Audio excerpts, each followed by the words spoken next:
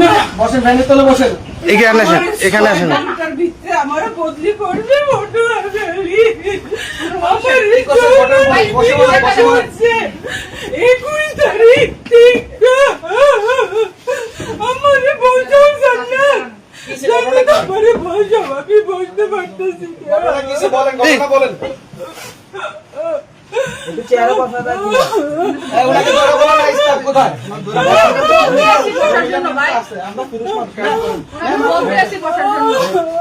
কিসে ঘটনা কি বলেন? আমার তুলো আমার ধরে চেয়ারটাতে বসা। হাতে ধরে সমস্যা, হাতে ধরে বলেন না। স্যারটা দিয়ে করো, ওখানে বসো। কোথায়? বসে। কোন একজন কেউ ম্যাম আছে? কোন ম্যাম আছে? কোন ম্যাম আছে? এই লোকটা আপনি ডাকো। আমি তো ধরে আমার বাচ্চাটার কি হইব? আমার বাচ্চাটার কি হইব?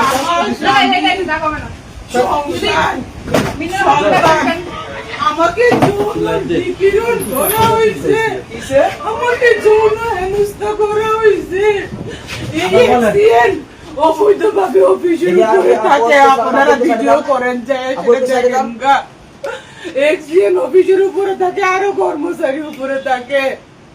আমারে অনৈতিক ভাবে কয়, আমি বলে রূপ বলে চাইতাম। উঠে দাও ম্যাম তো। উঠে বসেন না ম্যাম তো। আমারে 21 তারিখ থেকে এর আগের থেকে আবার আগে প্রস্তাব দে, এবার রুমও বলে যাইতাম, এক্সচেঞ্জারের রুমও বলে যাইতাম, বেড়ারে বলে খুশি করতাম, আর নাহলে আমারে বলে বদলি বলে করে দিব। নাম কি ওনার নাম আবুল খায়ের, নির্বাহী প্রকৌশলী আমার অফিসের। এরপরে স্যার আপনাকে কি বললো? আমারে পানি দাও জান্নাত, আমার গলা শুকিয়ে যেতেছে, আমারে পানি দাও। ওনার অভিযোগটাকে বলতে দেন। এরপরে করছে কি, আপনার বিষয় না, এটা ওনার বিষয়।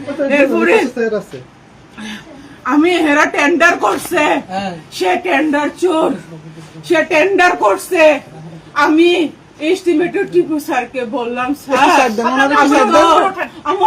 আমি পারতাম না, আমি ওনার একটু সাইড দেন, উনি আসুন।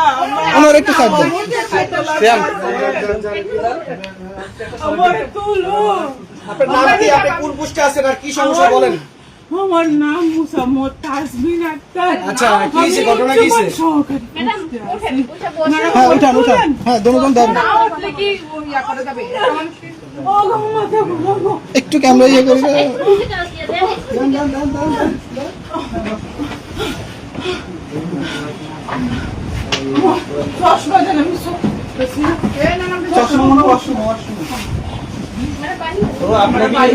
আপনাকে এই প্রস্তাব কবে করছে?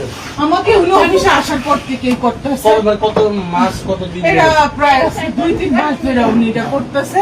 তো যাক, এটা যেহেতু কোনো লিখিত প্রমাণ নাই, উনি আমাকে মৌখিক ভাবে বলে, উনি তো অনেক চালাক, উনি আমাকে মৌখিক ভাবে বলে, এই জন্য আমি এটার পদক্ষেপ নিতে পারতেছিলাম না, সেই কারণে আমি চুপ ছিলাম। কিন্তু না, আমার কাছে মৌখিক কোনো প্রমাণ ছিল না, লিখিত বা মৌখিক কোনো প্রমাণ ছিল না। উনি অনেক চালাক। উনি, আমি যখন উপরে খাইতে যাইতাম, উপরে আমি খাইতে যাই, এখানে রান্নার ব্যবস্থা আছে, এখানে উপরে পুরা আবাসিক সবাই থাকে, এখানে 3 থেকে 4 জন কর্মকর্তা থাকে, অফিসিয়াল নিয়ম থাকার কোনো ব্যবধান নাই। আমি এগুলা বলি স্যারকে, স্যার আপনি কিন্তু অনৈতিক কাজ করতেছেন, আপনি কিন্তু উপরে থাকতে পারেন না স্যার, আমাকে কিন্তু কর্তৃপক্ষ শোকজ করে দিবে স্যার, আমার কিন্তু চাকরি চলে যাবে স্যার। উনি বলে বাগনানি করো, বদলি শোকজ, তোমার মুটকি দিয়ে বইরে আমারে বুঝাও। আমি স্যারের কইলাম, স্যার আপনি যে লাস্ট যে টেন্ডারটা করলেন 19 প্যাকেজের, আপনি যে লটারিটা করলেন স্যার, আমি তো কইতাম পারি না, মেমো বই চাইয়া আমি দেখি স্যার এই লটারির উইনারদেরকে আপনি ল্যাপে অর্ডার সঠিকতা যাচাই করার জন্য চিঠি দিচ্ছেন স্যার। সেই স্মারক বই আমার লেখার কথা স্যার, ওই স্মারক বই আউটসোর্সিং লেখে, এই ব্যক্তি আউটসোর্সিং লেখে আমার স্মারক বই।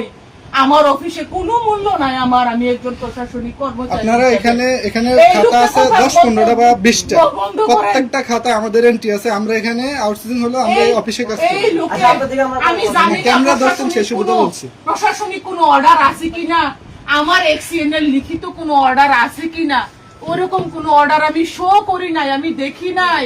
তারা যে মেমু বইটা তারা যে লিপিবদ্ধ করতে পারে, এই অর্ডার তো আমি দেখি নাই, স্যার তো আমাকে দেখাই নাই। আমি বললাম এস্টিমেটর টিপু স্যারকে, স্যার আপনি যে পে অর্ডারের জন্য যে চিঠি দিচ্ছেন, এই চিঠি তো আমি করছি না, এই চিঠির স্মারক তো স্যার 423, এই চিঠির স্মারক স্যার 423 স্যার হবে। এটা আমার চিঠি স্যার, এটা আমি দাখিল করব, এটা আমি স্মারক না বইয়ে লিখবো, এই চিঠির নিচে স্যার আমি ইনিশিয়াল করব স্যার। এটা অপ্রশাসনিক ভাবে এই চিঠিগুলা কেন যাচাইয়ের জন্য ব্যাংকে যাবে স্যার? তখন টিপু স্যার আমাকে বলে, নয়া ফুন্দে বাল উঠছে, অফিসারকে আসেন কাউন্টার করতে, চার্জ করতে। আমি বলি স্যার আমি তো আপনাকে চার্জ করতে পারি না, আমি কর্মচারী স্যার, চার্জ করার ক্ষমতা স্যার আমার নাই। স্যার আমি প্রশাসনিক ভাবে জানতে চাইছি স্যার, আপনারা কেন এই টেন্ডার নোটিশ যে লটারি যে করবেন, কেন নির্বাহী প্রকৌশলীর আদেশে সই করা একটি পত্র আপনারা কেন দাখিল করেন নাই স্যার?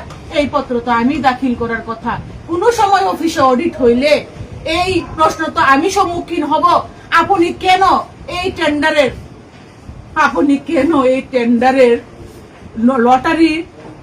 লটারি প্রকাশের তারিখটি আপনি নোটিশ বোর্ডে দেন নাই এবং কর্তৃপক্ষকে অবগত করেন নাই?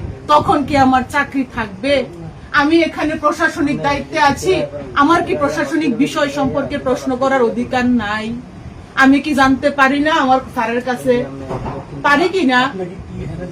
হ্যারাসমেন্ট হইছে, হ্যারাসমেন্ট হইল গিয়া সেটা